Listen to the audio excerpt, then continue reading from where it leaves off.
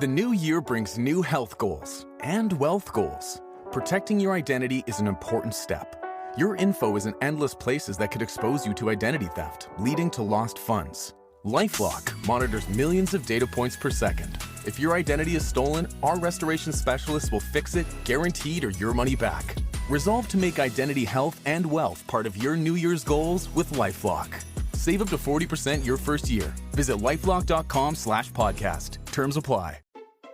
Shopping is hard. I can never find anything in my size. I don't even know my size. I buy my clothes the same place I buy my groceries. There's a better way. Make it easy with Stitch Fix. Just share your size, style, budget, and done. Your personal stylist sends pieces picked just for you. That was easy. Stitch Fix. Online personal styling for everyone. Free shipping and returns. No subscription required. Get started today at stitchfix.com.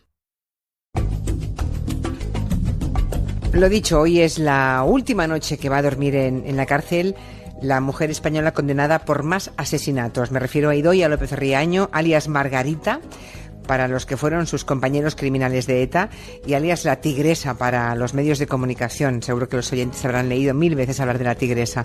Bueno, saldrá en libertad mañana de la cárcel de Zaballa, en Álava. Tiene ahora 53 años, mató o colaboró en el asesinato de 23 personas y lleva también casi 23 años en distintas cárceles. Manu Marlasque, Luis Rendueles, buenas tardes a los dos. Hola. Hola, buenas tardes. ¿Qué tal? Van a dibujarnos la historia de Idoia López Riaño, la de sus crímenes, también la de sus últimos años, en los que ha pedido perdón, en los que ha roto con ETA y ha intentado iniciar una nueva vida que no debe ser fácil. Empecemos por lo que va a ocurrir mañana, por esa salida de Idoia López Riaño de la cárcel. Volverá a ser una mujer libre. Fue condenada, recordemos, a casi 2000 años de cárcel por sus crímenes. Participó en el asesinato de 23 personas mientras fue terrorista, una de las más conocidas de ETA, diría yo.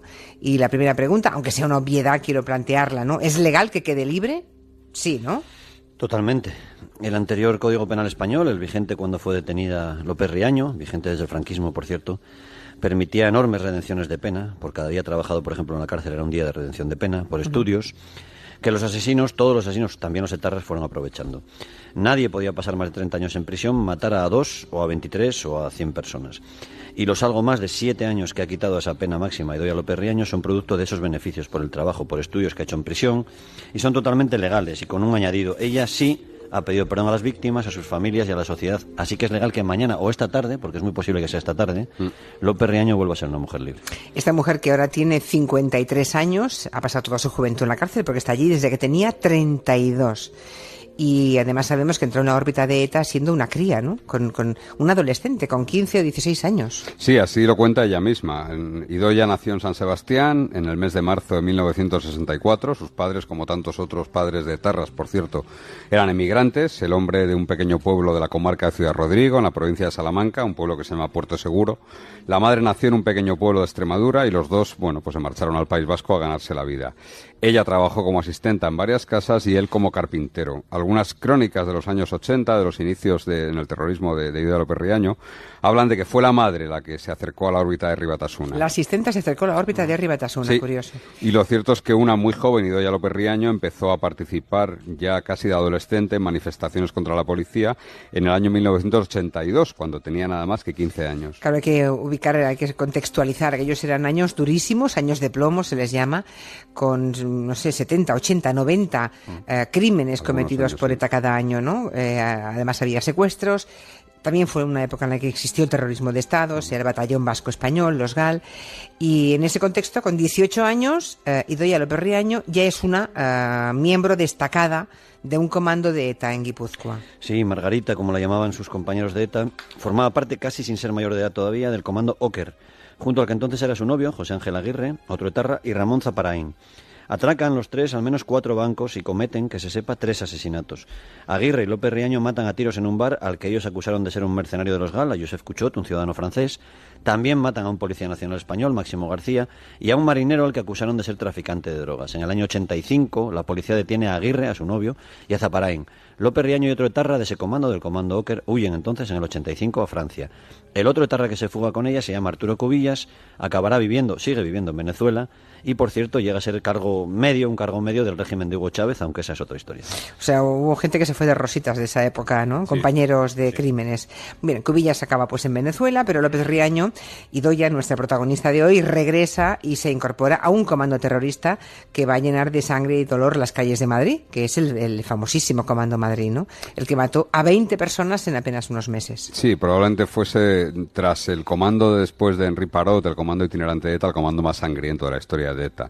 Aquel grupo de criminales lo formaron Iñaki de Juana Chaos, Idoia López Riaño, Antonio Troitiño, Inés del Río y Juan Manuel Suárez Gamboa, que fue, por cierto, uno de los primeros etarras históricos en abandonar la banda. Ellos utilizaron coches bomba en calles muy transitadas de Madrid. Los oyentes más veteranos seguro que recordarán la masacre de la Plaza de la República Dominicana en julio del año 86. Allí murieron 12 guardias civiles y más de 40 personas fueron heridas. López Riaño y sus compañeros hicieron estallar al paso de dos autobuses cargados de guardias jóvenes que salían de allí, de la base de tráfico, hicieron estallar una furgoneta bomba donde habían puesto 2 ollas a presión cargadas de gomados y de tornillería. Hicieron además después estallar otro coche bomba en Príncipe de Vergara y en esa ocasión mataron a otros 5 guardias civiles. La Tigresa y el resto del Comando Madrid eran sanguinarios, eran despiadados y además querían tener mucha repercusión internacional. Por ejemplo, lanzaron granadas contra la sede del Ministerio de Defensa, justo enfrente del Estadio Santiago Bernabéu. Madrid a veces parecía Belfast o quizá algún lugar de Israel, ¿no? con la actividad de estos asesinos. Pero también cometían crímenes a quemarropa. Mataron así, a quemarropa, al teniente coronel Carlos Besteiro, al comandante del Ejército de Tierra, Ricardo Sáenz de Estrellas, y al conductor, Francisco Casillo.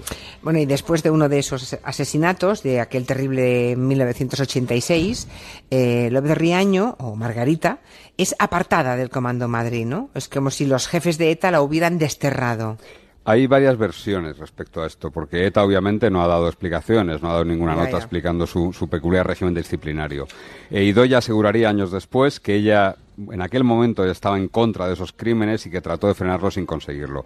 Algo que no es demasiado creíble, por otra parte. Pero bueno, sobre todo sus compañeros de comando fueron hablando cuando fueron detenidos y ella participaba activamente como el que más en esos crímenes. De hecho, en uno de esos asesinatos, a quemarropa, un ametrallamiento, ella debía quedarse en el coche y cubrir la huida, pero sin embargo se bajó y se sumó a los asesinos disparando ella también. Parece ser que el castigo de Idoia fue precisamente por esa falta de disciplina. ¿Y en qué consistía supuestamente la indisciplina de Idoia? O sea, ¿qué sanción le acarreó por parte de los jefes de ETA en aquella época? Al parecer iba por libre, desobedecía y ETA la sancionó por diferentes faltas de esa disciplina que ponían en riesgo, según los terroristas, al Comando Madrid. Acabó López Riaño deportada 7 años a Argelia, donde había otros terroristas más o menos díscolos, ¿no? Allí estuvo entre el año 86 y el 93, cuando acaba volviendo al sur de Francia con permiso, por supuesto, de los jefes de ETA. Suárez Gamboa, que fue el primero que dejó ETA de todo este grupo en el año 95, explicó al periodista Matías Antolín en un libro que se llamaba Agur ETA, que la Tigresa era ante todo, y decía él, esclava de su cuerpo y de su cabello. ¿Esclava de su cuerpo? Sí. No he conocido una militante de ETA, él era compañero de comando de ella, no he conocido una militante de ETA más terrenal que esa mujer. La belleza, la capacidad de seducción de la Tigresa, también su gusto por las discotecas, forman parte de la leyenda de esta terrorista, ¿no? Y lo cierto es que la policía supo de esas aficiones, que le gustaba salir de noche y que le causaron graves problemas con compañeros terroristas, y la policía llegó a hacer un operativo especial, llegó a vigilar un garito que había en la Plaza de los Cubos, en Madrid, muy cerca de la Plaza de España, una discoteca que se llamaba Cobre. Incluso durante unas semanas puso un joven y guapo policía como cliente, como cebo, para ver si López Riaño iba y caía con él, pero no hubo suerte. No hubo suerte. Bueno, y esa leyenda habla de que Idoia López Riaño, que era muy guapa realmente, pues le gustaba ligar, y en particular yo recuerdo haber leído que le gustaba seducir a guardias civiles. Eso era verdad. Bueno, ahí hay parte de leyenda probablemente, pero sí que hay una parte cierta. Idoia es una asesina por encima de todo, pero además era una mujer joven, hermosa, con unos ojos muy grandes, unos ojos claros bastante llamativos, y algunos testimonios explican que guardaba fotos de algunas de sus conquistas en un cajón de un piso franco. Lo cierto es que cuando empezaba en la banda, en ETA, en Guipúzcoa, sí que, esto es cierto, sí que tuvo relaciones con un guardia civil.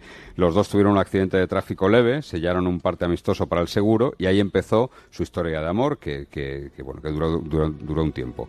El guardia obviamente nunca supo que estaba delante de ella López Riaño hasta años después. El resto de andanzas sexuales de la tigresa, bueno, pues forman parte, con policías o con guardias civiles, forman parte un poco de la leyenda. Lo que sí que parece cierto es que ella se presentaba a algunos de sus ligues nocturnos como una guardia civil en misión especial y secreta. No sabemos si para justificar que a veces llevase un arma y se la viesen sus parejas ocasionales. Bueno, habéis dicho que en el año 93 regresa en la clandestinidad al sur de Francia, porque ya, digamos, se acaba su castigo, su destierro en Argelia, ¿no? Y allí ya mismo, ya pocos meses después, es cuando la detienen en Francia. Sí, en marzo del 94 la policía francesa detiene a Idoia López Riaño, que llevaba documentación falsa, iba al volante de un coche, acompañada de un hombre, de un tipo, y llevaba una pistola Browning encima. Aquí sí que seguía totalmente las instrucciones de ETA, ¿no? Entonces la banda terrorista ordenaba a los asesinos llevar siempre encima un arma. Puede parecer una torpeza, por si los para la policía, pero en realidad lo que lograban era cometer un delito en Francia, la tenencia ilícita de armas, y evitar así que les enviaran rápidamente a España para ser juzgados. Con ese sistema, López Riaño estuvo casi 7 años en cárceles francesas hasta que por fin fue enviada a España. Y aquí, a partir del 2001, se la condena ya por esos 23 asesinatos, otras decenas de intentos de asesinato, por 4 atracos, y la condena es a 2.111 años de cárcel. Entonces tenía, digamos, daba síntomas públicos de querer abandonar ETA. No, ni mucho menos. Por eso digo, decía antes que es poco creíble que en los años 80 ella se opusiese a los crímenes, ¿no? En el año 2002 participó completamente desafiante y muy arreglada, eso sí, muy maqueada, en el juicio por la matanza de la Plaza de la República Dominicana, en esos 12 guardias civiles que murieron asesinados. Se dirigió al tribunal y antes de despedirse con el Gora ETA habitual, anunció: mientras ustedes se empecinen en que nos van a asimilar con este engendro de Estado, nosotros seguiremos enfrente hasta que dejéis Euskal Herria en paz. Lanzó esta proclama al tribunal. Desde entonces, es cierto que inicia un periplo por cárceles españolas, ha pasado hasta por 16 centros distintos. Primero la trasladan a prisiones lejanas al País Vasco, donde estaban todos los duros, Canarias, Andalucía, y allí, en una de ellas, en la prisión de Picassent, en Valencia, se casa con otro etarra, con Juan Ramón Rojo, en el mes de mayo de 2004. Las primeras señales visibles de que quiere romper con ETA las da López Riaño en el año 2006. O sea, hace 11 años que intenta ya romper con ETA. Se niega entonces a participar en algunos chapeos, en unos encierros de presos de ETA que no salen al patio. Se niega a participar en algunas protestas, en huelgas. Empieza a ir un poco por libre, mucho más después de que ETA rompiera la tregua con aquel atentado en la Terminal 4 del aeropuerto de Barajas a finales del 2006. Sí. La trasladan a la cárcel de Badajoz y allí coincide con otro etarra, con Joseba Arizmendi, que también está haciendo, digamos, el mismo viaje interior. Para alejarse de ETA. López Riaño es cuando decide separarse de su marido, ¿no? Otro etarra también condenado por asesinatos, en este caso era del Comando Vizcaya. Sí. Y se empareja con Arizmendi Oyarzábal, ¿no? Que es el que llevaba preso por varios asesinatos ya desde el año 1991. Sí, en el año 2010, ambos, los dos, la pareja anuncia que dejan ETA. La verdad es que es una decisión que, nos guste o no, es una decisión valiente y muy, muy arriesgada.